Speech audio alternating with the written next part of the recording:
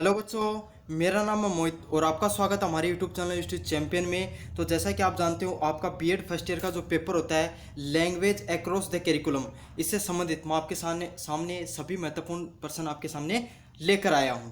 तो चलो शुरू करते हैं अपन इस वीडियो को। इससे पहले आप चैनल को सब्सक्राइब कर दीजिए और वीडियो को जरूर से लाइक कर दीजिए। इस वीडियो में अपन 50 लाइक का जो टारगेट है वो रखते हैं। आप जरूर से लाइक जरूर से करके जाना अगर वीडियो को देख रहे हो तो।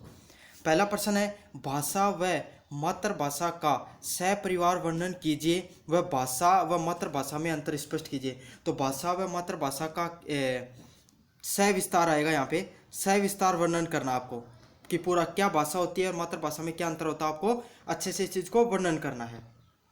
Describe the language and mother tongue along with their family and along the description describe explain the difference between the language and mother tongue।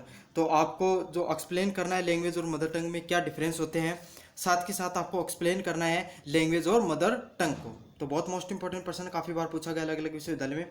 दूसरा प्रश्न है, भाषा अधिगम सिद्धांत के बारे में आप क्या जानते हैं, विस्तार से वर्णन कीजिए। तो भाषा अधिगम का जो सिद्धांत होता है उसके बारे में आप क्या जानते हैं, आपको सविस्तार से इस चीज़ के बारे में वर्णन करना है। प्रश्न है, what do you know about the language learning theory, describe in detail. तो आपको अच्छे से पूरा कंप्लीट डिटेल में इस चीज़ को सॉल्यूशन करना है इस प्रश्न का आपको। फिर अब अगर अपन बात करें 3 नंबर प्रश्न की तरफ, कक्षा कक्ष संभाषण की आवश्यकता एवं उपयोगिता का उल्लेख कीजिए। तो mention the need and usefulness of class room in conversation. मतलब क्लास के अंदर जो बातचीत होती है, क्लास के अंदर जब बच्चे आपस में डिबेट करते हैं, क्लास में बच्चे अपने आपस के अंदर जो टॉक करते हैं, डाउट सॉल्यूशन करते हैं, तो उस चीज़ के बारे में आपको उसकी क्या आवश्यकता है और उसकी क्या उपयोगिताएं होती हैं, आपको इस पर टिप्पणी करनी है।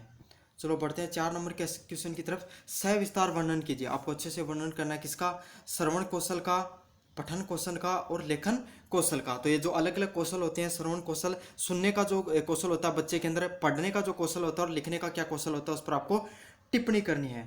तो क्वेश्चन करना है, डिस्क्राइब इन डिटेल। डिटेलिंग में आपको क्या क्या बताना है, listening skills, reading skills and writing skill. तो तीनों की तीनों जो स्किल होती हैं बच्चे के अंदर, वो किस तरीके से डेवलप होती हैं, आपको इन सब चीज़ों के बारे में विस्तार से वर्णन करना है।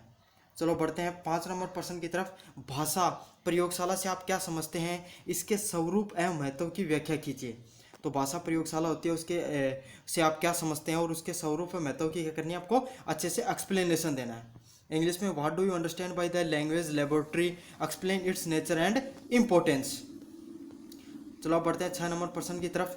विराम चिन्हों से क्या अभिप्राय है। तो what do you mean by the punctuation mark. तो आपको बताना, मोस्ट इंपोर्टेंट प्रश्न है, काफी बार पूछा गया है। 7 नंबर प्रश्न है, उच्चारण से आप क्या समझते हैं, उच्चारण संबंधित त्रुटियों का उल्लेख कीजिए। तो उच्चारण से आपका क्या संबंध है, इसको आपको अच्छे से समझाना है। What do you understand by the mention the error related to the pronounce. 8वां नंबर प्रश्न है, शिक्षण विधियों पर टिप्पणी कीजिए। तो शिक्षण विधियाँ होती हैं अलग अलग प्रकार की, उन पर आपको टिप्पणी करनी है। पहली, कविता शिक्षण विधि, कहानी अथवा निबंध।